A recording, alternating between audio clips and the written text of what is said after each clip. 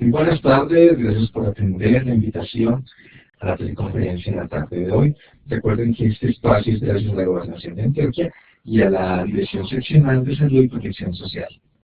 En la tarde de hoy tenemos el tema Encuentro con los y las adolescentes a la luz de los derechos sexuales y reproductivos, diversidad sexual y de género. El facilitador de la tarde de hoy es el historiador Walter Alonso Bustamante Tejada, es también el magíster en estudios de género. Y él va a estar explicando el tema más o menos durante unos 50 minutos. Finalizados los 50 minutos vamos a tener un espacio de preguntas. Las preguntas ustedes las pueden elaborar en el área del chat. Y después del área de las preguntas vamos a colocar el enlace para que por favor registren su participación en un formulario que tenemos en línea.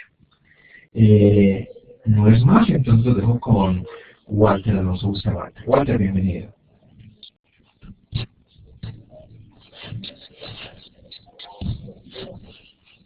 Muy buenas tardes, muchísimas gracias por la invitación a esta teleconferencia y gracias nuevamente por la invitación y bueno, vamos a tratar de presentar el tema que se me propuso que preparara para ustedes en la tarde de hoy. Un saludo pues a todas las personas. Si hay personas que de pronto ya estuvieron acá en Medellín en alguno de los grupos del diplomado o que he conocido en los recorridos por los municipios, pues un gusto, espero que no vaya a ser muy repetitivo y que más bien ayude a reforzar un poco los conocimientos en torno a este tema de diversidad sexual y de género. Ese fue el tema que se me propuso y en esta primera diapositiva resalté con color y de género. ¿Por qué lo hago? Porque es muy común que cuando a uno le invitan a hablar de estos temas, generalmente le dicen queremos que hable de diversidad sexual y no se menciona la diversidad de género. Ya uno por el recorrido está acostumbrado, ya uno sabe que cuando le están hablando de diversidad sexual, también la gente quiere que se le hable de la diversidad de género, pero generalmente no la nombramos. Entonces una primera invitación es a tener en cuenta que vamos a hablar de diversidad sexual, que es una cosa, que es un tema, ¿no?, que tiene que ver con la orientación sexual de las personas, y por otro lado con lo que tiene que ver con la diversidad de género, que es la forma como los sujetos construimos nuestras identidades de acuerdo con los géneros establecidos en nuestra sociedad. Vamos a ir viendo esto un poco despacio, un poco les voy a ir explicando y les agradezco pues que vayan pensando sus preguntas, vayan tomando nota, que vayan teniéndolas ahí para poder aclarar las dudas que queden y que yo esté pues en condiciones de resolver. Bueno, el objetivo que me propuse a partir de lo que me pidieron es ofrecer elementos de comprensión de la diversidad sexual y de género en el marco de los derechos sexuales y reproductivos que permitan un mejor acompañamiento a los y las adolescentes en el reconocimiento y vivencia de su sexualidad. ¿Sí? Es un sector de la población pues que ustedes tienen como foco en este trabajo de los servicios amigables y que es importante pues contar con equipos capacitados y sensibilizados para el acompañamiento y más que para el acompañamiento, para la escucha y para estar ahí al lado de las adolescentes en nuestros municipios. No sé si alguien me puede, estoy viendo acá que hay personas de diferentes municipios del departamento. Para mí es importante un poco ubicarme, pues saber con quiénes me estoy relacionando acá. Veo Venecia, de Bogotá, en Pitalito, en Chigorodó, no sé si me cuentan también ahí, en Puerto del Río, en Sonsón, y bueno, si alguien más me quiere decir en qué municipio está en este momento en el chat, pues yo lo puedo ver. Tengo entendido también que son personas que están en el sector de la salud y orientados principalmente a los servicios amigables. Quería, no, ya cuando me siento acá, veo que no es posible establecer ese diálogo, pero sí quería que ustedes pensaran y en la conversación, en la medida que les voy contando, ¿por qué llegan los y las adolescentes a los servicios amigables? ¿Sí? ¿Y por qué llegan los y las adolescentes que ustedes han reconocido que hacen parte de la diversidad sexual y de género?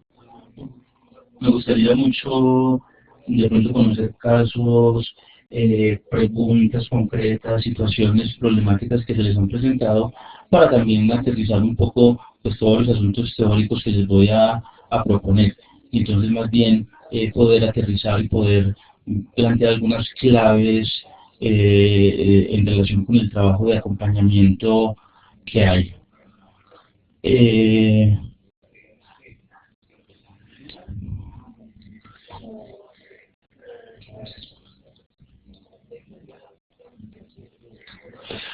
Me dicen que no se escucha.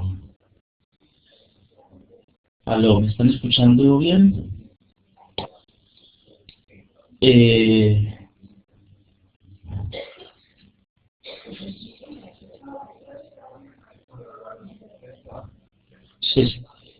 Se está escuchando entrecortado y con mucho eco, ¿cómo regular?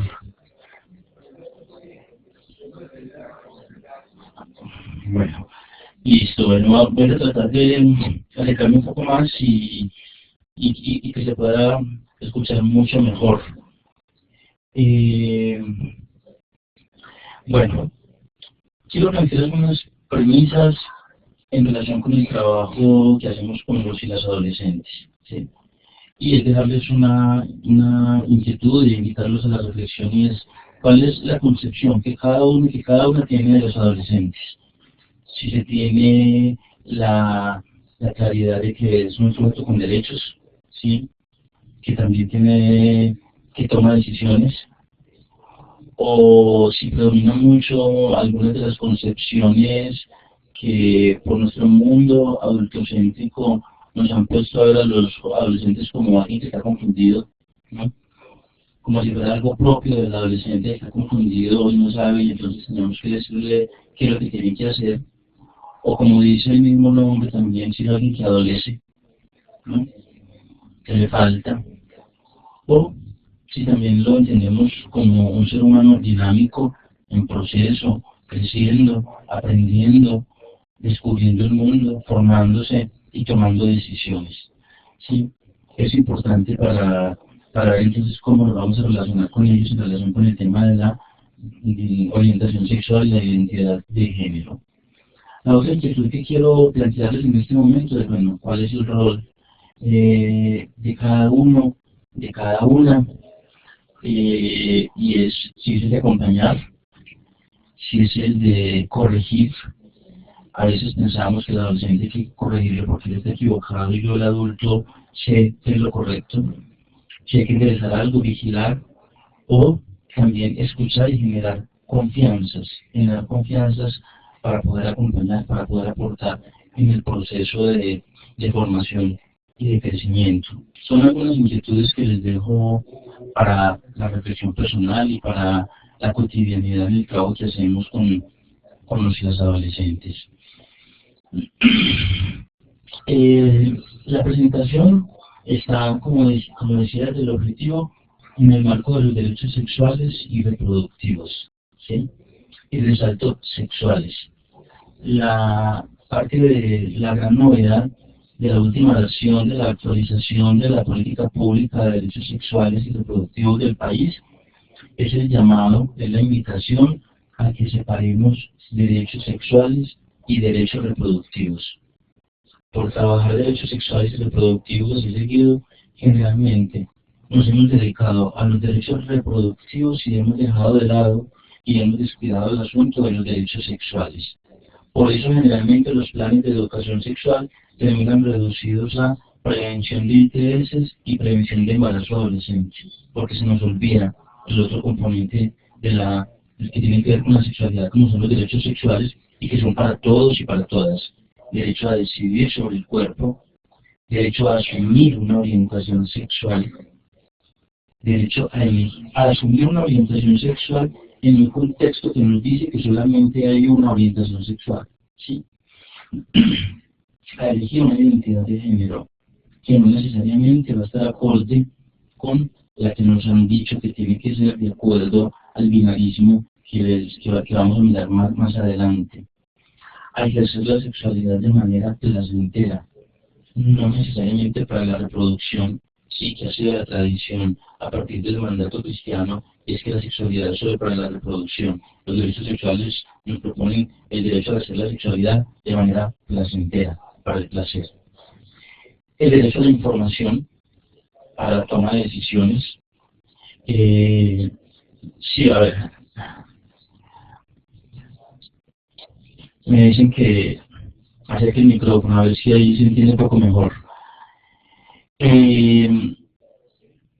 Otro de esos derechos para poder vivir la sexualidad de manera placentera y de manera responsable es poder contar con la información suficiente para la toma de decisiones en relación con la sexualidad. Otro de los derechos sexuales es a la no discriminación por esa orientación sexual que se asume que no es normativa y por la identidad de género que se asume. Son pues algunos de los derechos sexuales que, como nos damos cuenta, son para todas las personas. Los reproductivos de alguna manera se reducen un poco en la medida en que no todas las personas están en edad de reproducción ni están con el interés de la reproducción, ¿sí? Pero los derechos sexuales, en principio, están para todos y para todas, y entonces es necesario tenerlos presentes. Algunas huellas, les quiero compartir algo. En el mes de mayo y mes de junio estuve facilitando en el departamento de Antioquia, en las 9 regiones, el encuentro regional de población LGBTI. Hicimos 9 encuentros regionales, un encuentro por región, donde nos encontramos con un promedio de 20 personas por región de la población LGBTI, ¿sí? Fue una experiencia supremamente rica, supremamente positiva. Era con el objetivo de hacer un diagnóstico de obstáculos y oportunidades para la población LGBTI en el departamento de Antioquia. Quiero traer acá algunas de las frases escuchadas en esos encuentros de parte de jóvenes principalmente, y que nos dan cuenta un poco de cómo está el ambiente en muchas partes. Obviamente estas huellas que traigo aquí son algunas huellas problemáticas. También escuchamos cosas muy positivas, cosas muy ricas, pero traigo las que son problemáticas para a partir de ellas plantear reflexiones. En uno de los encuentros, un chico de 16 años se presenta, dice dice su nombre, y tengo trastorno de identidad.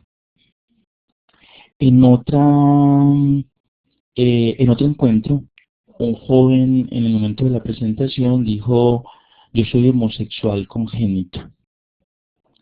Y en otro encuentro, en otra región, otro joven dice: yo soy homosexual porque tengo más hormonas femeninas, ¿no?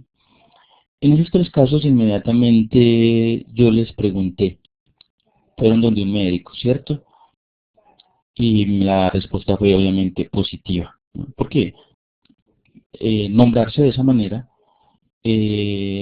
o puede ser en la escuela, o puede ser en un consultorio médico, ¿no? Y entonces es como una invitación a, bueno, ¿cuál es nuestra función en el acompañamiento en relación con la salud con estas personas? Si es crear personas con trastornos, crear personas con problemas, o a ayudar y aportar en el acompañamiento, el reconocimiento de las identidades de manera subjetiva. Alguien me puede decir: pero es que el ser trans travesti transexual es un trastorno de identidad según el manual de trastornos mentales, ¿no? Y yo le digo, listo, así está en el manual, no lo puedo negar yo, pero la perspectiva desde la cual yo les planteo la reflexión es desde los derechos humanos y desde los derechos de cada sujeto a asumir su identidad. Obviamente, esta persona, quien se veía todavía como según las características de masculinidad de un hombre, se sentía, siempre se había sentido como mujer y estaba en el proceso de reconocerse y de vivir la transformación, que por fortuna, en las últimas normas de la Corte Constitucional y el decreto del Ministerio del Interior, se supera esa noción de trastorno y donde las personas ya no tienen que asumirse como trastornadas para que sea reconocida su identidad. Al final vamos a plantear, o bueno, hoy una vez se los menciono. Aproximadamente un mes, bueno, el año pasado la Corte Constitucional emitió una sentencia donde hablaba de la necesidad del reconocimiento de la identidad de género y frente al problema que tienen las personas trans, a que en su documento de identidad, aunque su nombre cambie, se mantiene el sexo que se le asignó al momento de nacer. En este momento, en Colombia, después de esa sentencia y de un decreto del Ministerio del Interior de hace aproximadamente un mes, las personas tienen derecho a la corrección del sexo en el registro civil. Eso es muy importante que lo tengamos presente y es, el Estado reconoce que se ha cometido un error al momento de asignar a muchas personas una identidad sexual, ¿sí? ¿Por qué? Porque la identidad no necesariamente la da una genitalidad, sino también lo que el sujeto siente y lo que el sujeto dice. Otras huellas, las que tengo en la parte de abajo de esta diapositiva, fue un asunto supremamente reiterativo en las diferentes regiones del departamento. Sorprendente en la medida en que hoy tenemos muchas evidencias de esto, y es escuchar de manera reiterativa en los encuentros, cuando las personas hablaban de su historia, que habían escuchado muchas en su casa y principalmente de parte de sus progenitores: prefiero un hijo ladrón o una hija puta que un marica. Y este es de un padre, de un hombre, que dice: prefiero un hijo ladrón o una hija puta que un marica. Una frase absolutamente clara del orden patriarcal y machista de nuestra sociedad antioqueña. El varón que prefiere una hija puta, ¿sí? Que está al servicio del varón, del macho heterosexual. Y otras tan graves como la madre que le dice al joven: ¿por qué no te maté cuando te parí? ¿No?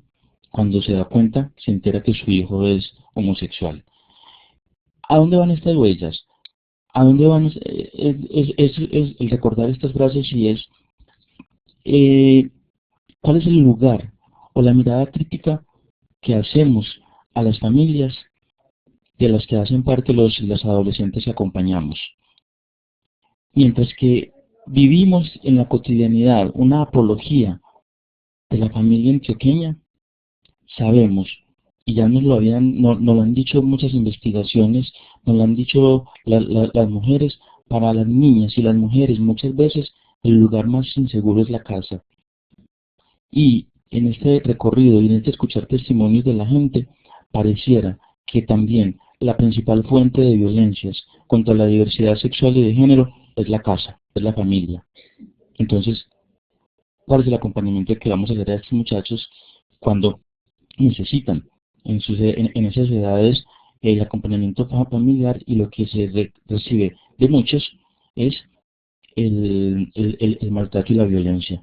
Obviamente también escuchamos historias positivas, pero como les decía, traigo aquí las historias más difíciles. Me faltó una acá, por ejemplo, el joven, el muchacho de 17 años, que su mamá es cristiana y lo despiertan con los baffles en la pieza, poniéndole discursos sermones contra la homosexualidad y esa es la manera de despertarlo. Es una violencia clara y directa que surge desde la familia. Bien, ¿por qué? ¿Por qué, por qué estas situaciones? ¿Sí? ¿Por qué estas situaciones? Entonces yo me voy a tomar 3 bloques de, de desarrollo de 3 temas, ¿sí? Para ubicar un poco el planteamiento que les quiero hacer. Adiós, hombre, adiós es un video. Quien sea experta en la búsqueda en internet, dese la tarea pues de encontrarlo. Adiós, hombre, adiós. Es un videito de 8 minutos que nos ilustra un poco lo que les voy a explicar enseguida. Y lo que les voy a explicar enseguida es, bueno, ¿por qué tantas dificultades para el reconocimiento de la diversidad sexual y de las identidades de género? ¿Sí? ¿Por qué? ¿Qué elementos hay que tener en cuenta para cuando acompañamos a estos a estos adolescentes que llegan con la preocupación porque no saben con quién hablar, porque no saben qué hacer, porque sienten que son diferentes en relación con lo que les han enseñado que tienen que ser? Entonces, la primera fuente de los imaginarios y de la discriminación hacia la diversidad sexual y de género es la tradición cristiana, ¿sí? La tradición cristiana, que ha sido tan predominante en nuestro medio, en nuestra cultura, inventó el pecado de sodomía. ¿Sí? Recordemos el relato aquel de Sodoma y Gomorra, que cayó fuego del cielo. Nunca nos dicen que de pronto fue un volcán que explotó y acabó con las ciudades, sino que fue fuego del cielo para castigar a Sodoma y a Gomorra por un supuesto pecado, porque los hombres quisieron tener sexo con los ángeles que fueron a buscar al otro, ¿sí? Es a partir del siglo III, con San Agustín y en la Edad Media con Santo Tomás, que se construye esa idea de pecado de sodomía, y el pecado de sodomía hacía parte de los pecados de lujuria, donde el pecado se constituía porque se perdía el líquido que transmitía la vida, el líquido vital, el semen, ¿sí? Y se perdía haciendo uso de la sexualidad para el placer y no para la reproducción. En ese sentido, esos pecados de lujuria eran el de sodomía, ¿sí? Eran la masturbación, la zoofilia y la sexualidad anal. Eran los que se constituyen en el pecado de sodomía. En un principio pues fueron quemados en la hoguera. Luego, cuando se inventa la confesión en el Concilio de Trento para poder ejercer mejor control de manera individual de las personas, entonces ya no se castiga, sino que se perdona. Se perdona un acto del que se pide que no se vuelva a repetir. Luego, en el siglo XIX, bueno, lo anterior es toda la vigencia del cristianismo, son las ideas que llegan a América, son las ideas que están vigentes durante la conquista y la colonia, ¿sí? Luego, de esto no se vuelve a hablar en el caso de Colombia durante el siglo XIX, sino hasta el siglo XX. Pero ¿qué pasa mientras tanto en el siglo XIX? Resulta que en Alemania se estaba haciendo la modificación del Código Penal y se iba a castigar las relaciones sexuales entre hombres. No tenían un nombre esas relaciones sexuales entre hombres. No había una forma de llamarlo, simplemente eran relaciones sexuales entre hombres.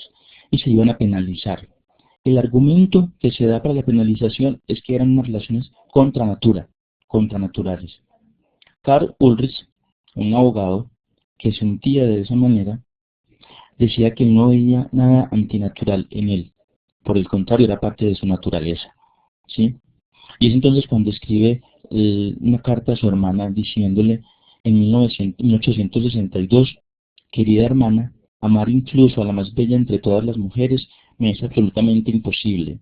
Y esto sencillamente porque ninguna mujer me inspira siquiera un rastro de deseo amoroso, y ningún ser humano puede inspirarse a sí mismo amor hacia determinadas personas o sexo mediante la propia fuerza de voluntad. Pero ¿qué pasa?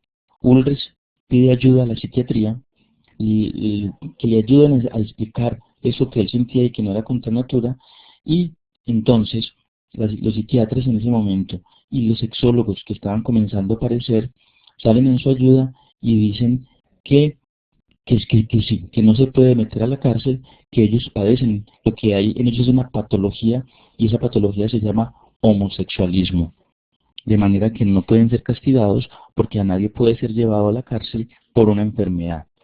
En 1869 se inventa entonces la homosexualidad como enfermedad.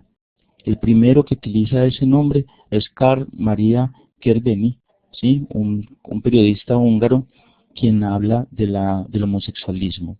Luego Richard von Clausewitz, Magnus Hirschfeld, Havel Ellis, Sigmund Freud, todos ellos se dedican entonces a buscar la cura y a buscar la causa de esa enfermedad, y es cuando llegan a decir que es una anomalía, es una inversión, una desviación, estados intermedios, tercer sexo, alma de mujer en cuerpo de hombre, comportamiento sexual patológico, aberración, sentimiento sexual contrario, variación, detención, degeneración. Y empiezan a hacer los experimentos en las personas para buscar la cura a esa supuesta enfermedad. Eso se da hasta 1970, bueno, se da hasta hoy. Hoy oímos hablar de clínicas para curar homosexuales, de terapias para curar homosexuales, de exorcismos para sacar demonios de homosexuales. En 1975 la Asociación de Psiquiatría Americana trata de corregir ese error de un siglo antes y comienza a decir, es cuando dice en 1975 que no es una enfermedad, que la homosexualidad no es una enfermedad, con una característica, y es que mientras que en el 75 retira la homosexualidad de la lista de enfermedades, incluye la disforia de género, ¿sí? El trastorno del que nos hablaba este chico en un encuentro en Antioquia. Luego, el 17 de mayo de 1990, la Organización Mundial de la Salud también dice, esta no es una enfermedad, y retira la homosexualidad de la lista de enfermedades mentales. Por el 17 de mayo es el Día Internacional contra la Homofobia. Mientras tanto, a finales del siglo XIX, principios del siglo XX, la familia y la escuela, con ayuda de los manuales de urbanidad y buenas maneras, enseñan lo que es normal, ¿sí? Hombres masculinos, como el papá en la casa, o el papá que nunca está, pero es el proveedor que está afuera, y mujeres femeninas, reproduciendo la especie y las relaciones de dominación de hombres sobre mujeres. Lo que hace que entonces el hogar, la casa, como les decía, se convierta finalmente en un lugar más inseguro para las niñas y mujeres, pero también como una de las principales fuentes de violencia hacia la diversidad sexual y de género, ¿sí? Porque allí está claro que se quiere formar hombres y mujeres normales. Entonces ahí hay que dar una pregunta, bueno, ¿quién determina lo normal? ¿Qué es lo normal? ¿Sí? Bueno, por otro lado, en 1936, en Colombia se publicó un código penal donde el artículo 323 hablaba del delito de acceso carnal homosexual. Entre 1936 y 1980, la homosexualidad fue delito en Colombia, ¿sí? Un delito que, según lo que yo he podido investigar, ese artículo no se aplicó en Colombia, aunque estaba en el Código Penal. ¿Por qué? Porque los abogados, porque los juristas tenían claro que eso era una enfermedad, como había dicho la psiquiatría. Por lo tanto, a quien detenían por sus relaciones sexuales con personas del mismo sexo, no terminaban en las cárceles, sino que terminaban en las cajas de reposo, en el manicomio, allá, porque entonces eran otro tipo de enfermos. Y finalmente, la prensa amarillista, la prensa sensacionalista durante el siglo XX, se encargó de difundir la idea de que era gente relajada, que contravenía los órdenes y las normas sociales, que eran delincuentes, ¿sí? Una de las sentencias de la Corte Constitucional en el Camellón de Santa Marta es porque los policías iban a donde se reunían los homosexuales y los agredían y los hacían ir diciéndoles que ellos eran unos delincuentes. Y es cuando la Corte tiene que salir a decir, el ser homosexual no es ser delincuente, ¿no? La prensa, pues, que circuló en las ciudades principales en Colombia, se encargó de difundir esa idea. Ahí vemos la primera página del periódico, o una de las páginas del periódico Sucesos Sensacionales, en 1954, donde aparece pues una foto de travestis del centro de Medellín. Bien, Eso es lo que tenemos en la tradición y que genera los prejuicios y las prevenciones frente a la diversidad sexual y de género.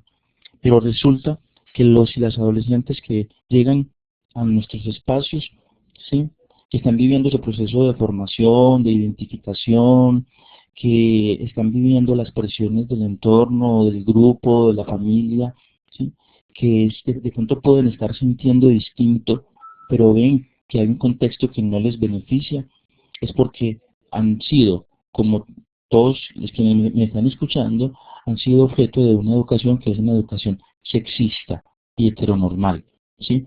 Nuestra educación ha sido sexista y una educación que ha planteado la heterosexualidad como la norma, como la única posibilidad. Por lo tanto, quien se siente diferente, quien se identifica de una manera distinta, termina siendo visto como alguien que es enfermo, que es anormal, o que es pecador, o que es delincuente. Todas esas ideas, imaginarios de los que les hablé antes. Bien, ¿qué es entonces esa educación sexista y heteronormal? La educación sexista se basa en que cuando una mujer, en que nuestra educación y nuestra construcción como sujetos se da a partir de la identidad sexual que se nos asigna por tener unos genitales, ¿sí? Cuando alguien nace o va a nacer, lo que se busca determinar es si es un niño o una niña, si es un hombre o una mujer. Y eso se determina entonces cuando se miran los genitales, ¿sí? Porque venimos de una tradición donde la biología es la que, desde la biología se determina entonces si se es hombre o es mujer, con una claridad. Bueno, y luego de decir es hombre o es mujer, inmediatamente se asigna una identidad de género, ¿sí? Se tiene que ser masculino si se es hombre y femenina si es mujer. Con la claridad, no es lo mismo ser hombre a ser masculino, no es lo mismo ser mujer y ser femenina, ¿sí? Sabemos que hay hombres masculinos, que hay hombres femeninos, que hay mujeres masculinas, que hay mujeres femeninas, y no estoy hablando de homosexuales o de lesbianas, ¿no? Estoy hablando de hombres y mujeres, sin importar lo que le guste, que pueden construir su identidad de género de una manera masculina o femenina. ¿Qué es lo que pasa? Entonces, es como la primera definición que podemos dejar acá sobre el sexo, ¿sí? Es lo que tiene que ver con lo biológico de la sexualidad. Se refiere a las características que pueden ser cromosómicas, gonadales, hormonales, genitales. El sexo, estamos acostumbrados a que nuestra determinación como hombres y como mujeres se da por los genitales. Y ese es el sexo biológico. Por resulta que el sexo biológico también tiene que ver con los cromosomas, con las gónadas, con las hormonas que dan forma a ese sexo y a esa genitalidad. Esto es muy importante que lo tengamos claro y ahorita lo vamos a ver un poco más detenidamente para mirar la realidad de las personas intersexuales. Y resulta que a partir de esa característica biológica entonces nos definen como hombres y como mujeres, ¿sí? No nacemos hombres ni nacemos mujeres. Por unos genitales con los que nacemos inmediatamente, la cultura a través del médico, a través de la familia nos dice es hombre o es mujer. Sin embargo, aquí traigo la cita de dos mujeres feministas, Simone de Beauvoir, en 1949, en su texto El segundo sexo, cuando ella plantea no se nace mujer, se hace mujer. Lo que ella está queriendo decir es que se hace mujer de acuerdo con lo deseado por el hombre. Es decir, no existe el universal de la mujer. Las mujeres se hacen, ¿sí? Luego Elizabeth Badinter, en los años 90, nos va a decir, y es la orden tantas veces oída de ser un hombre, quiere decir que la virilidad no se da por sentada. A los hombres que me están escuchando en este momento, muy seguramente a todos les dijeron, hey, aprenda a ser hombre, aprenda a ser hombre. A ver, yo lo veo, pues quiero verlo, aprenda a ser hombre, con una gravedad, no sea niñita. Porque ser niña en nuestra sociedad patriarcal es malo, es perder, es estar en falta, ¿no? Bien, a lo que vamos con lo del sexo y con la identidad sexual es, nos asignan una identidad sexual. Pero resulta que quien nace con un pene no pensará y actuará como un hombre. Y quien nace con una vagina no pensará y actuará necesariamente como una mujer. Todo esto se nos enseña, según unos modelos, unos deber ser y unos estereotipos hegemónicos culturales. Por eso hay personas que no lo aprenden, que no lo desean, que quieren algo diferente, ¿sí? Desde el momento, miren que una de las principales preguntas que se hace ¿es niño o es niña? Porque de eso va a depender cómo se le carga, cómo se le mira, cómo se le viste, cómo se le trata, qué nombre se le pone, ¿sí? Todo el estereotipo cultural de lo que sería ser hombre y ser mujer. Resulta que entonces se busca en todo el ámbito social, después de esa asignación de esa identidad, vigilar y controlar para que entonces los hombres seamos masculinos, que seamos heterosexuales, es decir, que nos gusten las mujeres, ojalá muchas, para mostrar hombría, y que las mujeres sean femeninas y heterosexuales, y contrario a los hombres que solamente puedan enamorarse de uno porque su honra queda en juego, ¿sí? Controles que se dan a través de muchas violencias que se normalizan en la vida cotidiana, cuando entonces al hombre le dicen no sea niña, cuando al hombre le dicen que es que si juicio se le quiere ir para la casa es que lo tienen dominado, ¿sí? Cuando la mujer entonces, si mira a alguien, entonces es una perra, es una zorra, ¿sí? Y, y muchas otras que no se nombran, que son invisibles, pero permiten el sostenimiento de ese sistema que es binario, hombres masculinos y mujeres femeninas. Nadie se puede salir de ahí. Para llevar a cabo ese proceso es la educación, ¿sí? Que, como les decía, entonces tradicionalmente ha sido sexista. La educación sexista es aquella que se imparte de tal manera que deja establecidos unos roles, funciones, tareas, oficios y lugares en las relaciones de poder de las personas, dependiendo si estas son hombres o mujeres, como si fuera algo natural, innato, y como decían muchos textos de pedagogía del pasado, acordes con su sexo, ¿sí? Entonces, cuando se nos separan los espacios de hombres y mujeres, cuando se nos separan en los deportes de hombres y mujeres, los trabajos para hombres y para mujeres, ¿sí? Hay juegos para niños y para niños, profesiones, trabajos, y algo tan simple, pero que nos ha pasado a todos y es cuando vamos a comprar un regalo para un bebé, la primera pregunta que nos hacen es, ¿el regalo es para niño o es para niña? Inmediatamente la respuesta condiciona las posibilidades para elegir el juguete. No nos dejarán ver todos los juguetes. Si es niña, nos van a llevar para el lado rosado, y si es niño, nos van a llevar para el lado azulito, ¿sí? El sistema utiliza dispositivos pedagógicos que son los que vamos a ver aquí y que son los que ayudan los que educan en ese sexismo. Están los juguetes, miren la diapositiva, a los niños, eh, sí, por aquí nos dice, sí, Adriana, incluyendo algunos casos el llevar a los muchachos a que tienen que iniciarse sexualmente dentro de esa educación sexista, porque entonces los hombres tenemos que ser experimentados, ¿sí? La mujer no puede ser experimentada. Los juguetes entonces, en el caso de los niños, son juguetes para hacer volar su imaginación, el carro, el balón, la bicicleta, juguetes para estar afuera, en el espacio público, en la calle. Mientras tanto, las mujeres van a recibir unos juguetes que son juguetes para que se vayan acostumbrando. Entonces van a estar las muñecas, van a estar la cocinita, la escoba, el trapero, los chocoritos y todo lo que se requiere para que entonces piense que su destino es ser una ama de casa y estar criando a los niños, ¿sí?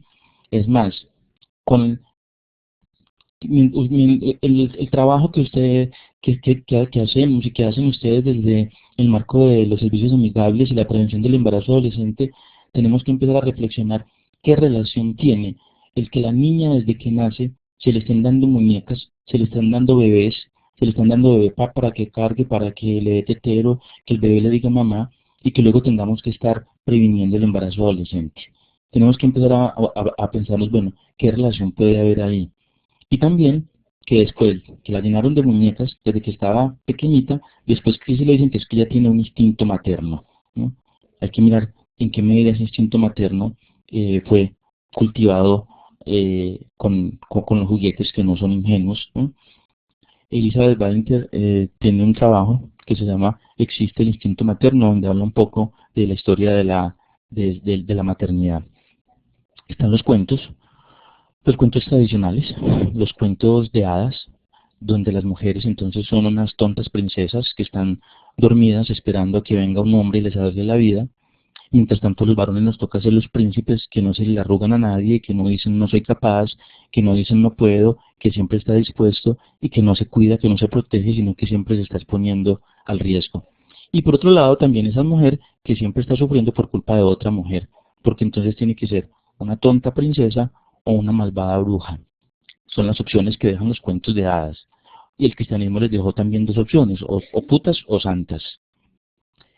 Las canciones, recordemos estas canciones: arroz con leche me quiero casar, con una señorita que sepa coser, que sepa bordar, que sepa tejer, mientras que a los hombres nos han mandado para la guerra y nos han hecho cargo de una guerra que no inventamos. Ambrosio fue a la guerra, qué dolor, qué pena.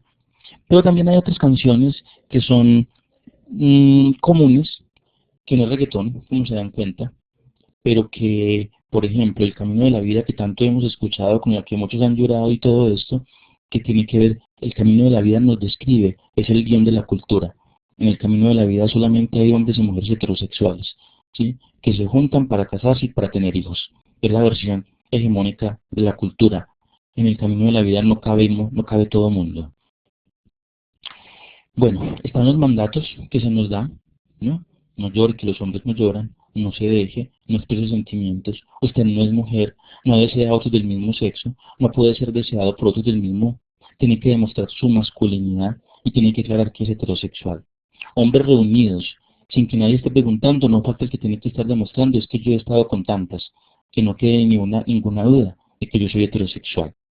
Donde entonces el ser masculino se reduce a tener el poder, a mandar, a dominar, a ser agresivo, tramposo y mujeriego para ganar prestigio. Recordemos, estoy hablando de esa educación sexista que hemos recibido y a la que están expuestos y expuestas los adolescentes que muchas veces nos visitan o a quienes acompañamos. Y mientras tanto, a las mujeres, entonces a las niñas se le dice: usted es una niña, ¿no? Por lo tanto, siéntese bien, juegue con muñecas. Hay que ser madre para ser completamente mujer. Usted tiene que estar subordinada al hombre, esperar a que él venga a despertarla del sueño. ¿Para qué estudiar si usted mañana se consigue un hombre que la mantenga? Usted debe estar siempre en la casa. Miren que los juguetes son para la casa, y siempre el cuidado de otros y otras. De esa manera será femenina, débil, llorona, dependiente, sumisa y fiel, porque si no es fiel, se pierde la honra. Todos esos dispositivos, las canciones, los cuentos, los juguetes, los mandatos, las normas que se nos dan, la ropa que se nos pone, los colores que nos utilizan, es para asignarnos, es a través de los cuales se nos asigna una identidad de género, ¿sí? Un género, masculino o femenino. Es la construcción de lo masculino y lo femenino desde el significado cultural que las sociedades han atribuido a los rasgos biológicos vinculados con el sexo. Es la cultura la que ha determinado: entonces quien tiene pene y testículos tiene que ser masculino y le decimos hombre. Quien tiene vagina y vulva es femenina y le decimos mujer. El rol de género, por otro lado, es la manera como los individuos actúan, en concordancia o no con esos estereotipos, ¿sí? Es comprender la personalidad, los comportamientos, la ejecución de actividades que se consideran corresponden a su sexo, ¿sí? Una cosa es la que se le asigna, otra cosa es cómo esta persona asume su rol de género, ¿sí? Es cómo me comporto yo. Nos podemos dar cuenta que más que femeninos o masculinos, nos comportamos de manera particular, cada uno y cada una, ¿sí? Cada una tiene un rol de género que elige, que construye, que decide asumir. Y como lo vimos ya antes, entonces la identidad de género e identidad sexual, ¿sí?, es la percepción subjetiva de sentirse hombre o mujer, ¿sí? Acuérdense, la identidad sexual se nos asigna cuando se nos ven los genitales: es niño, es niña. Pero yo también tengo una percepción de ese ser hombre o ser mujer. No hay garantía de que la identidad de género de la persona sea congruente con su sexo biológico, ¿sí? No hay una garantía de que alguien que tiene pene y testículos le dijeron es hombre, quiera asumir una identidad de género masculina. Son las personas trans, son los adolescentes trans, son los niños y niñas trans que conocemos hoy más, ¿sí? Eso tiene que ver, bueno, con la persona, cómo se percibe, cómo se siente, cómo se asume como hombre o como mujer. Bueno, esto era un audio. Sí, el DSM-5 hizo una modificación, pero resulta que todavía mantiene el nivel de patologización de las personas trans, ¿no? Es decir, todavía tienen que ir donde un psiquiatra que diga que tiene un trastorno para que entonces se puede eh, mm, a tener alguna atención. Incongruencia lo nombra el DSM-5. Y vamos a ver que el decreto en Colombia supera todo eso. El decreto en Colombia lo que nos demuestra es que la norma jurídica, la ley, dejó de lado el concepto médico y que cada persona puede en Colombia decidir su sexo, ¿sí? Según lo que siente. Gracias yo diría que a mentes sabias que han estudiado cosas. El, el entorno siempre nos está presionando para que haya una coincidencia cultural entre el sexo y el género, permanentemente. Compórtese como un hombre, compórtese como una mujer, demuestre que es hombre, demuestre que es mujer. Y ahí comienzan los problemas, ¿sí? ¿Por qué? Porque eso choca con lo que cada persona quiere muchas veces, lo que presiona el grupo, lo que dicen los prejuicios y estereotipos. Y ahí es donde muchas veces nos escandalizamos porque es que las adolescentes, de pronto no fueron, de pronto los que somos más grandecitos como que fuimos muy obedientes, entonces hacíamos lo que nos decían, o acuérdense que venimos de una sociedad de doble moral donde las cosas se hacían a escondidas. Hoy de pronto los y las adolescentes hacen las cosas más abiertamente, más a la vista, y entonces eso nos desconcierta, eso nos preocupa, eso nos angustia, y pensamos que algo tenemos que hacer o que estamos haciendo mal porque tenemos que normalizar a estos muchachos. Esto que viene aquí, esta presentación queda montada, ¿cierto? Entonces, ese es un cuento que les queda de tarea para que lo lean, que tiene que ver con la posibilidad que tiene todo ser humano de decidir quién es, independiente de la identidad del sexo o del género. Entonces, El rinoceronte de colores es un cuento que ganó un concurso en España de cuentos no sexistas. Les hablé de la educación sexista. Este cuento es un ejemplo de educación no sexista. Ahí les va a quedar para que luego ustedes lo puedan leer. Para pasar entonces a la última parte, que tiene que ver con, bueno, con esos elementos para entender eso de la diversidad sexual y la diversidad de género, ¿sí? Entonces, en primer lugar, he hablado bastante de cómo se mira la genitalidad para definir si es un niño o una niña. Entonces viene una pregunta, ¿y cuando no es clara la genitalidad? ¿Qué pasa ahí? ¿Sí? Resulta que tenemos múltiples identidades. Tenemos la identidad cromosómica, somos 46XX o 46XY. Esa X de base, de acuerdo con las teorías endocrinológicas desde el siglo XIX, que dicen que al momento de la fecundación, lo que hay ahí es un cuerpo, o la posibilidad de un cuerpo de mujer, ¿sí?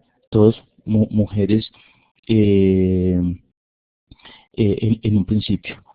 Resulta que por esas cromosomas, entonces tenemos unas gónadas, tenemos ovarios o tenemos testículos. Esas gónadas producen la otra identidad, la identidad hormonal, estrógenos o progesterona o testosterona. Por tener esas hormonas, entonces se tienen unos genitales, vagina o pene, y cuando nos ven la vagina o el pene nos dicen mujer o hombre, niña o niño, ¿sí? Como se dan cuenta, es una relación binaria, solamente dos cuerpos. El cuerpo XX, ovarios, estrógenos, vagina, mujer, el cuerpo XY, testículos, testosterona, pene, hombre, ¿sí?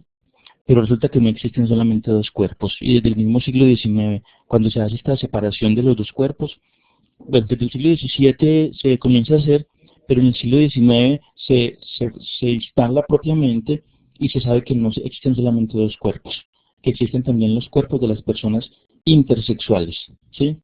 Que puede ser alguien 47XXY, alguien con unos testículos que no producen suficiente testosterona, entonces predominan los estrógenos y por tanto es un cuerpo de hombre que se feminiza o femenino. O unos ovarios que no producen suficientes estrógenos, entonces predomina la testosterona y entonces es un cuerpo de mujer masculino. O una vagina y un micropene o un clítoris grande. El asunto es quién determina qué centímetros debe tener un órgano para que sea un pene o no. Es el poder médico. ¿Sí? Es el poder médico que en el siglo XX se encargó de establecer esas categorizaciones para determinar quién puede ser hombre y quién no. Entonces, son las personas intersexuales. Hasta el siglo pasado, tan pronto nacía una persona intersexual. Bueno, dentro de esas personas intersexuales, que son más de 60 posibilidades, hay unas que son las hermafroditas, ¿sí? Hermafroditas masculinos, hermafroditas femeninos, hermafroditas verdaderos, está la hiperplasia suprarrenal, están las diferentes clasificaciones que hay desde la medicina para ubicar las personas intersexuales. ¿Listo?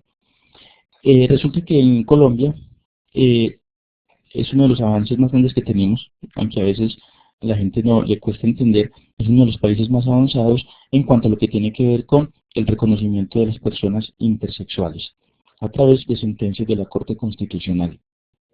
La Corte Constitucional ha planteado en sus sentencias situaciones como estas. Ya no se pueden hacer operaciones de estas personas, ¿sí? Sin contar con su consentimiento. Son intervenciones invasivas. Una persona no está en riesgo, su vida no está en riesgo por ser intersexual, por lo tanto no hay una urgencia de una operación.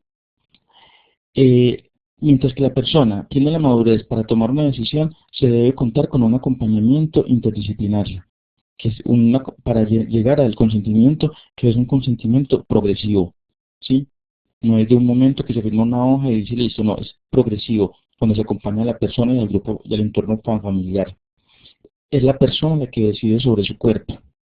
Entonces, por ejemplo, hace unos 2 años, un adolescente intersexual decidió que quería asumir un cuerpo de hombre, un cuerpo de mujer, y la corte tiene que intervenir porque la EPS se niega a hacer la operación. Entonces es cuando la corte dice, él decide y el sistema de salud es el que tiene que responder a esa necesidad de la persona, que es un derecho que él tiene. Entonces son las personas intersexuales. Hay hombres, hay mujeres y hay personas intersexuales.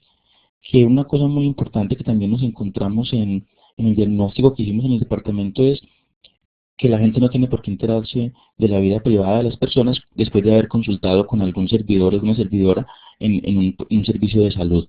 Porque nos contaban en regiones de prácticas de ese tipo donde alguien consultaba y luego esa información se difundía en el municipio. Es parte de la vida privada de la persona.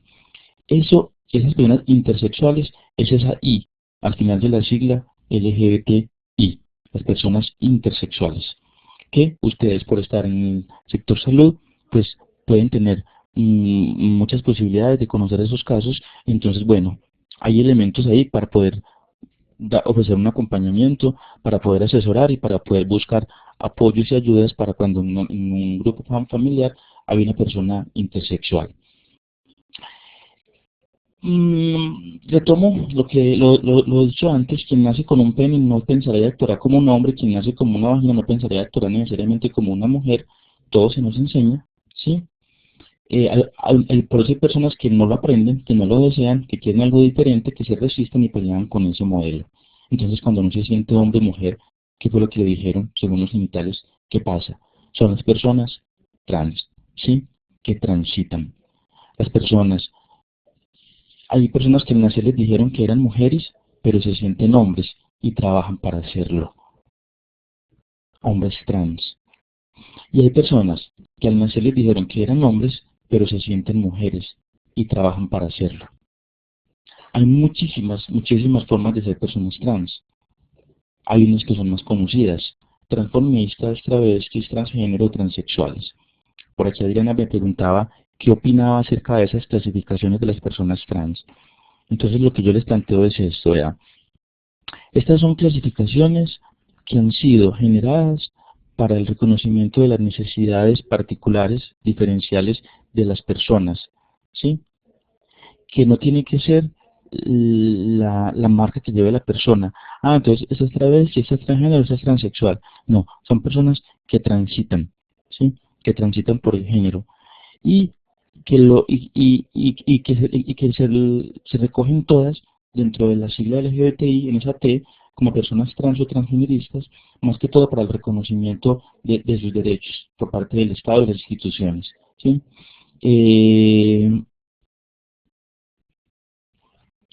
Eso sí, es decir, la persona transexual sabe lo que es tener pene, pero no sabe lo que es ser hombre, porque le enseñaron es eh, siente algo diferente, ¿no?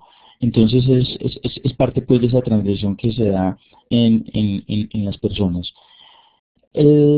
Hay diferentes formas, como les decía, de ser trans, ¿sí? Transformistas, travestis, transgénero, transexuales, otras que no están ahí, ¿no? A veces ni las personas trans les interesa ponerse una etiqueta de estas. Por eso, cuando yo les explico que hay de todas estas categorías, yo les planteo, no nos centremos en que si tengo claro qué es travesti, qué es transgénero, qué es transexual, ¿no? Lo que me parece que es importante que vamos es que es posible transitar, y que cuando una persona empieza a transitar, el tránsito es permanente.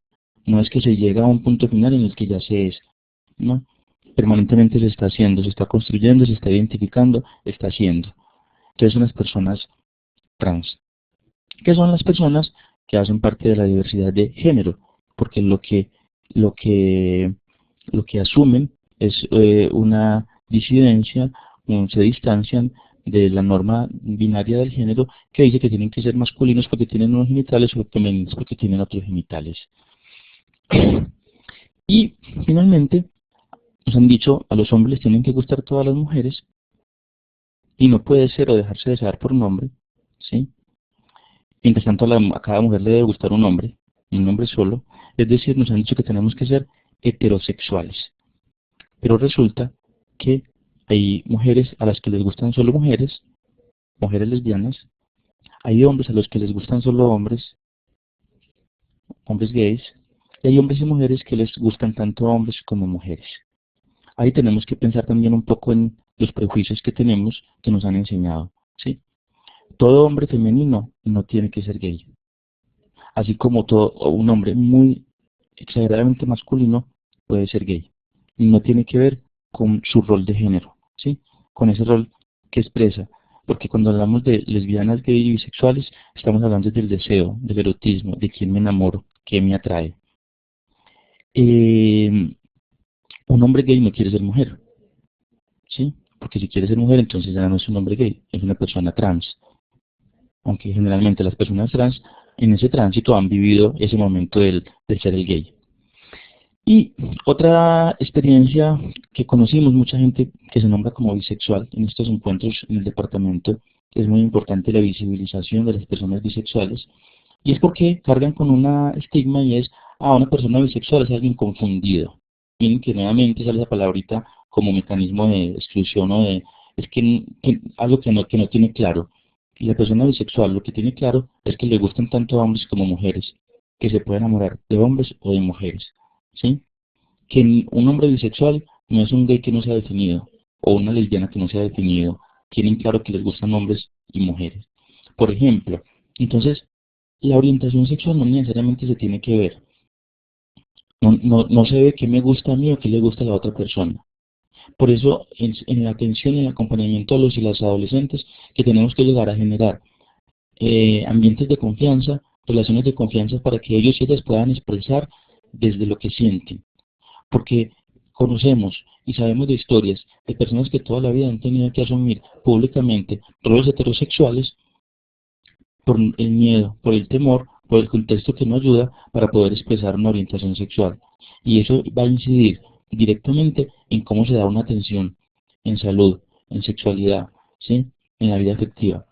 Porque yo que gano con acompañar a un adolescente, que yo me imagino que es heterosexual, pero su temor es a decirme que es homosexual, ¿sí? Porque muchas veces, porque el contexto no le ayuda o porque de entrada yo lo asumí como heterosexual y lo nombro y le digo y supongo que él como es hombre tiene una novia, ¿sí? Entonces tenemos que avanzar también en cómo, con qué claridad, con qué delicadeza, también con qué tacto poder establecer esos diálogos con los y las adolescentes para que ellos se sientan tranquilos cuando hablan de su orientación sexual, ¿sí? De lo que es lo que les gusta. Por lo tanto, entonces hay una invitación, no suponer que todo el mundo es heterosexual, no todo joven que busca el acompañamiento, que busca la ayuda, tiene que ser heterosexual, que hay diferentes prácticas sexuales, además, independientes de las identidades, persona que tiene relaciones o prácticas sexuales con personas del mismo sexo, pero que no se pone la etiqueta de yo soy gay o soy homosexual, también existe muchísimo, ¿sí? Y también algo muy importante que tenemos que quitarse el lastre y es ser lesbiana, gay, bisexual, trans o intersexual no es ser persona con VIH, ¿sí? Eso también es uno de los avances de una de las sentencias donde la Corte empieza ya a decir no se puede discriminar al momento de donar sangre. Bien, esa es la diversidad sexual, lesbianas, gay y bisexuales.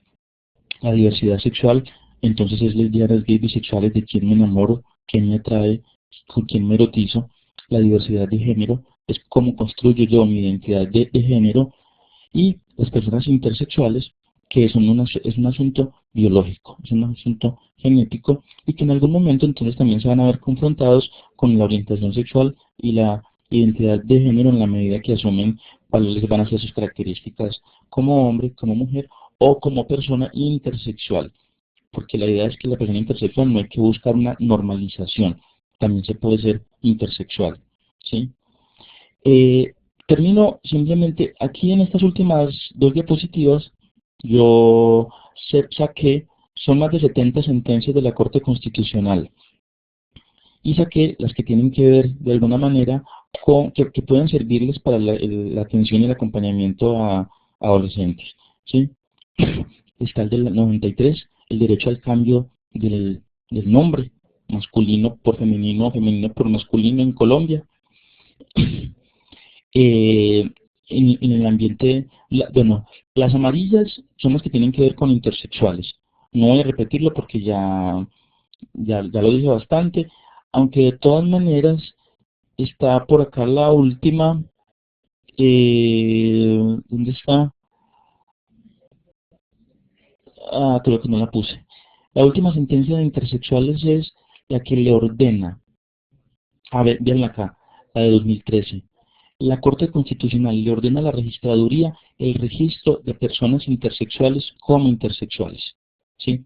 Tiene que haber un folio en el registro civil y si alguien nace intersexual, se le registra como intersexual, con la posibilidad de que en algún momento la persona quiere elegir otro sexo, hombre o mujer, pueda hacer el cambio en el registro civil. ¿Listo? Las que están en negrilla, las negritas son las que tienen que ver con personas trans. Entonces está el cambio del nombre, está el cambio del nombre por segunda vez, el cambio de sexo por el POS, que no se puede exigir libreta militar a las mujeres trans y que se debe establecer un protocolo para los hombres trans que de pronto quieran pagar servicio militar. Y está la última que les he mencionado, el de la corrección del sexo, que voy a buscar acá el dato preciso de cuál es el decreto. Y las que están en blanco son las que tienen que ver con homosexuales. Este es muy importante. En el 98, dos jóvenes adolescentes se retiran de la institución educativa de los hermanos de La Salle, en Ginebra Valle, homosexuales, además muy femeninos.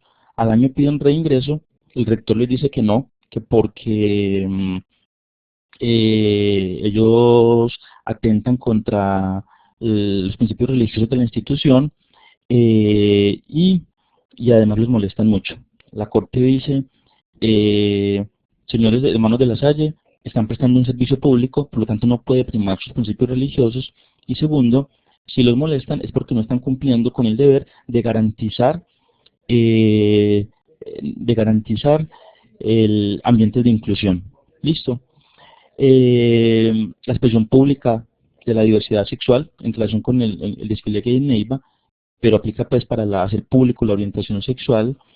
Una niña lesbiana donde se vulnera su intimidad, ¿no? Y se hace público, lo que les decía ahora, mantener la intimidad de las personas. Este es de un joven scout que es expulsado por ser homosexual, cuando la corte dice que no se puede expulsar a nadie de colectivos. Nos encontramos algo muy triste en uno de los municipios del departamento, y es una mujer trans con características femeninas, que es reconocida en el pueblo como mujer, con características, usa vestidos, pero hace parte de la banda marcial del municipio y ahí le toca asumir el rol de hombre. Eso es un atentado total contra la dignidad de esta persona. Desde el 2011 la Corte ordena al Ministerio del Interior la formación de la Política Pública Nacional de Población LGBTI. Hay dos sentencias, esta del 2011, donde no se puede prohibir las expresiones de afecto a las personas de la población LGBTI, las parejas del mismo sexo en público. En el 2013 otra, una es de Cali y la otra es de Barranquilla. Esta del 2013 es muy importante para los pelados, las peladas. José, estudiante que decide maquillarse y dejar crecer el pelo, es sancionado en la institución educativa porque contradice el manual de convivencia. La Corte ordena reintegrarlo y ajustar el manual de convivencia de acuerdo con la libertad de elegir orientación sexual o de género. De pronto muchos muchachos, muchas de las que nos toca acompañar en los servicios amigables, pueden ser personas trans que están viviendo esas situaciones y que están protegidas, pues, y que entre más se visibilicen y se demande la vulneración de sus derechos, más se puede transformar. Muchas instituciones han ido aprendiendo y de manera acordada y de manera positiva han acogido a las personas trans. ¿Y en qué casos se aplica el cambio de sexo? Sí, no, de la Universidad de Antioquia preguntan en qué casos se aplica el cambio de sexo. Entonces voy a dar dos respuestas. El cambio de sexo, como hacer la operación, la reasignación, es en el caso de las personas transexuales, ¿sí? La persona transexual es la persona que no reconoce, que no asume, que no quiere tener esos genitales con los que nació, y por lo tanto tampoco se siente identificado con la identidad que se le asignó por tener esos genitales, ¿sí? Entonces ahí se da el cambio de sexo, que como les decía ahora, se da mediante un proceso de patologización, donde la persona tiene que ir donde un psiquiatra, el psiquiatra tiene que decir, en efecto, tiene un trastorno de identidad, ¿sí? Y se da el cambio. Pero la segunda respuesta es la que tiene que ver con el decreto 1227 de 2015. Tomen nota, se puede buscar en la red, decreto 1227 de 2015. Y también está la circular 139 de la registraduría, circular 139 de la registraduría. ¿Qué es? Resulta que la sentencia T063 de 2015, T063 de 2015, es en el que la Corte dice que no hay que hacer cambio de sexo, no hay que hacer una operación para reconocer el sexo de la persona, ¿sí? E insta a la registraduría y a que se pueda hacer el cambio, la corrección. Es decir, lo que la Corte hace es revolucionario, y es, no hay que hacer una corrección en los genitales de la persona, hay que hacer una corrección es en el registro civil, porque el registro civil nos pone como hombres o como mujeres, dependiendo de unos genitales. La Corte dice, no depende de los genitales, depende también del consentimiento y de lo que la persona hace. Sí, es un procedimiento sencillo, es rápido, es ante notario, ¿sí? Y lo que se hace es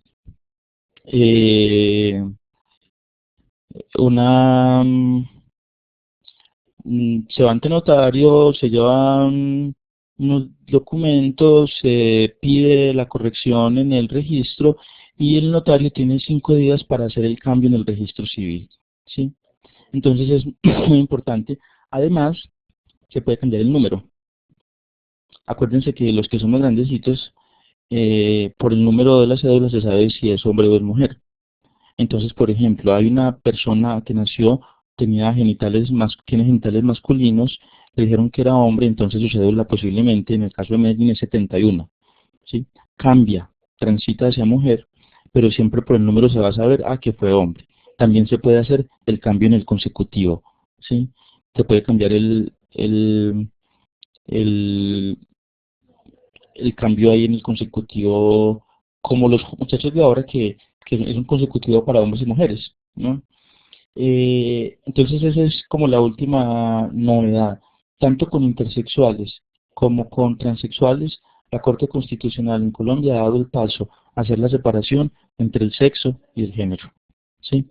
Que no tenga que haber una correspondencia entre la genitalidad y el género de la persona, y que la persona sea autónoma y pueda decidir cuál es el género con el que se siente identificado. Es algo realmente revolucionario, pero miren, que no lo hemos conocido mucho y no nos hemos dado cuenta porque la agenda pública de la diversidad sexual y de género está cooptada por el matrimonio igualitario y por la adopción. Pero es que el matrimonio y la adopción son prioridades para homosexuales y lesbianas de ciertas clases sociales. La reasignación del sexo, la identidad de género, es una prioridad para las personas trans, ¿sí? Que nunca han estado en la primera página, nunca han estado en el primer lugar en relación con el reconocimiento de los derechos. Por eso hoy también la invitación a estar atentos, estar atentas y acompañar a la población trans en los municipios y a los adolescentes que están viviendo ese proceso de identificarse como trans. Estos son mis datos. Eh, que de manera especial quiero que los tomen las personas de unos municipios, ¿sí? Voy a hacer unas visitas a 35 municipios del departamento de Antioquia, de parte con el programa Antioquia Sexualmente Diversa de la Secretaría Seccional de Salud, y voy a visitar estos municipios. Entonces, si hay alguien de las personas que están acá escuchando, participando de esta videoconferencia, entonces tome mis datos, me cuenta que es de ese municipio y yo entonces ya lo tengo en cuenta para el día que yo vaya a ir al municipio, ¿sí? Porque la idea es también mirar cómo hacer la convocatoria, la idea es poder hacer un trabajo como el que hicimos aquí, pero allá pues en vivo y con funcionarios y funcionarias de las administraciones municipales. Eh, Me piden que devuelva mis datos y entonces vamos a mirar entonces qué preguntas hay eh, sobre lo que les he planteado.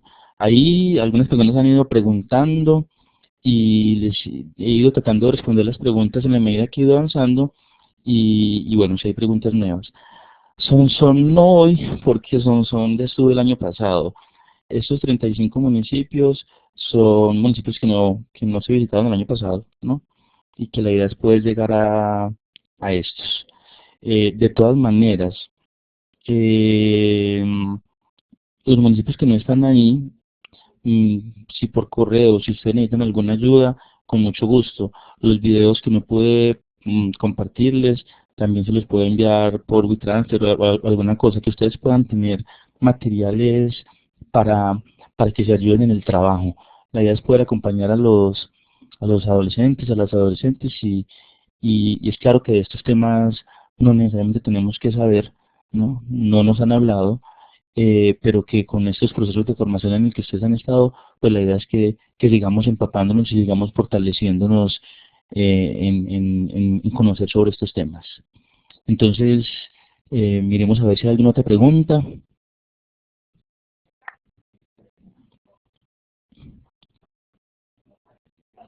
Pues las diapositivas están ahí, quedan aquí colgadas, pero igual, si hay otra forma, pues si alguien me escribe y me dice que se las envíe, también con mucho gusto las puedo enviar.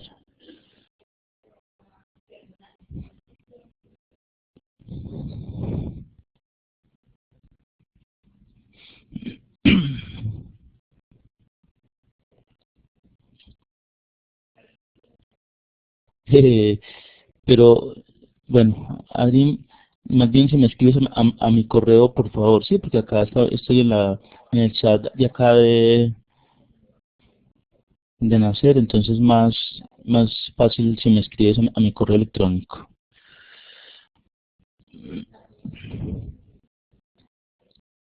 Recuerden los municipios donde voy a estar. Y la idea es ir pronto, pues, antes de que se nos acabe este año.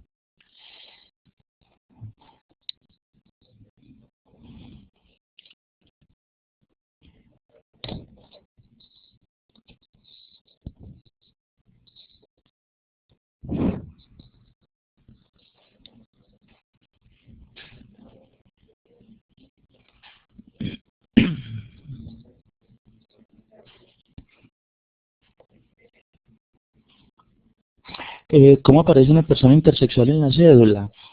Eh, sí, eso es interesante. Lo que les decía.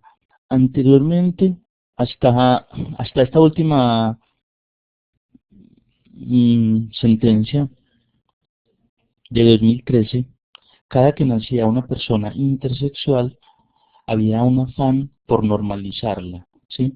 Por hacer alguna operación. Eh, y por eso se daban las sentencias, porque había mucho papá, mucha mamá que iba donde los médicos necesitaban normalizar a ese hijo que les había nacido. Los médicos ya sabían desde el 95 aproximadamente que no se podía, entonces empiezan a demandar, ¿no? Empiezan a demandar, empiezan a tener el conocimiento de la corte. Y ahí entonces cuando se plantea lo del consentimiento informado, esperar a que la persona decida qué quiere ser. Y recordemos, decida qué quiere ser es, si quiere ser hombre, si quiere ser mujer o si quiere ser intersex. ¿Qué pasó en el 2013? Fue una situación muy interesante, muy bonita para mi gusto, y es que en el Tolima, una médica atiende un parto, nace un bebé hermafrodita o con ambigüedad genital, como se nombra médicamente, y resulta que al momento de llenar el formato del nacido vivo, sí, el registro del nacido vivo, esta médica no supo qué poner. Para mí eso es muy importante, que un médico, que una médica sea capaz de decir en algún momento, no sé, ¿no? Y que no esté jugando a tener el lugar de la verdad, sea como sea. Entonces ella de manera humilde, digámoslo, dijo no, no sé qué poner y no puso nada en el registro del nacido vivo. ¿Qué implicó? Acuérdense que estamos determinados por la genitalidad. Eso implicó que como no había genitales claros, no era ni hombre ni mujer, no existía, por lo tanto no se le registró, no se le afilió a salud, no tenía acceso a derechos.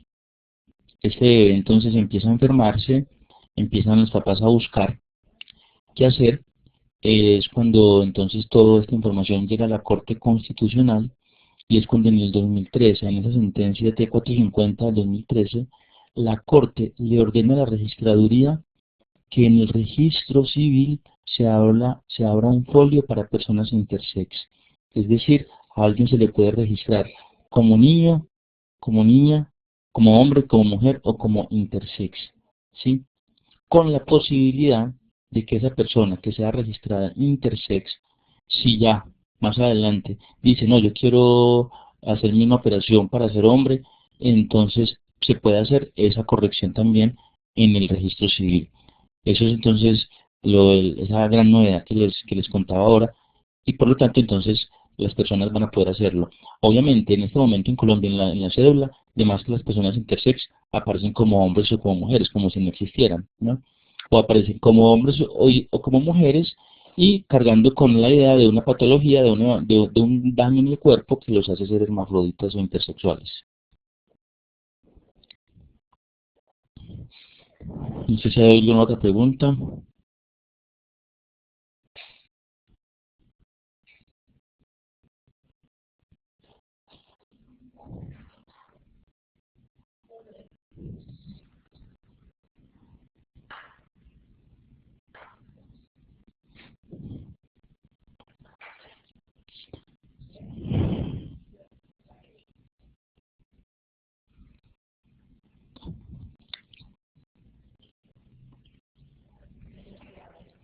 Pues los alcances del cambio de sexo, los alcances del cambio de sexo está todo por, por descubrir, por aprender. Bueno, lo preguntas por ejemplo en relación con el matrimonio. Es- Se supondría que si es una persona que hace el cambio de sexo a mujer y tiene una pareja hombre, tendría un matrimonio heterosexual, por lo tanto tendría un matrimonio normalizado dentro de lo que la cultura dice y se podría hacer. Lo que pasa es que dentro de las persecuciones hacia la diversidad sexual, hay quienes se han atrevido a decir que entonces la gente se va a empezar a cambiar el sexo, las parejas del mismo sexo para poder casarse, ¿no? Es una lectura bastante homofóbica, bastante agresiva, el pensar que entonces para eso la gente va a empezar a utilizarlo. Pero hay que pensarlo más en el bienestar de las personas trans, el que una mujer trans, por ejemplo, no sea tratada como hombre en ningún momento, que se le pueda reconocer la identidad, ya sea por el documento, ya sea por la ley, ya que culturalmente ha sido tan difícil. Entonces esto. Pero por ejemplo, va a haber cambios hay preguntas sobre estos alcances. Hoy una mujer trans, si va a la cárcel de varones. Entonces, por ejemplo, ahora vendrán novedades cuando alguien sea detenida y, y hacerlo, ¿no? Eh, Vives en unión libre con un hombre o con una mujer. Ya, pues se supone, se supone, ¿no? Siguiendo como un poco la lógica de esta sociedad patriarcal y heteronormativa, que entonces como ya, eh, claro, lo que estás diciendo es cierto, es decir, ya tienes todos los elementos jurídicos, materiales, para ser reconocida por el sistema cultural como una pareja heterosexual, ¿sí? Esa sería una de las ventajas que daría esa ley. Habría que mirar cuáles van a ser las nuevas trabas porque sabes que no es fácil, ¿no? Sabes que la mirada de persecución, de discriminación y de segregación no para y que ahí la pregunta que haces precisamente es, bueno, es una posibilidad de ver qué es lo que va a pasar en el momento en que, por ejemplo, quieras acceder al matrimonio. Lo que pasa es que cuando me hablas de matrimonio, yo estoy pensando en el matrimonio civil, ¿sí? En el matrimonio para todos y para todas como derecho, para el que quiera hacerlo. Y ahí no consideraría yo que pudiese haber ningún tropiezo ni ningún impedimento para ese matrimonio. Otro asunto ya son las cuestiones religiosas, que eso ya es para el que quiera exponerse pues a la discriminación y a la violencia de la religión. Pero yo consideraría que en ese caso ya no debería haber ningún impedimento. Incluso me gustaría más bien como cambiar la cosa y es que luego me puedas contar cómo te va con ese proceso y poder aprender de él, porque en este momento con el cambio de sexo, todo lo que se viene son novedades y aprendizajes.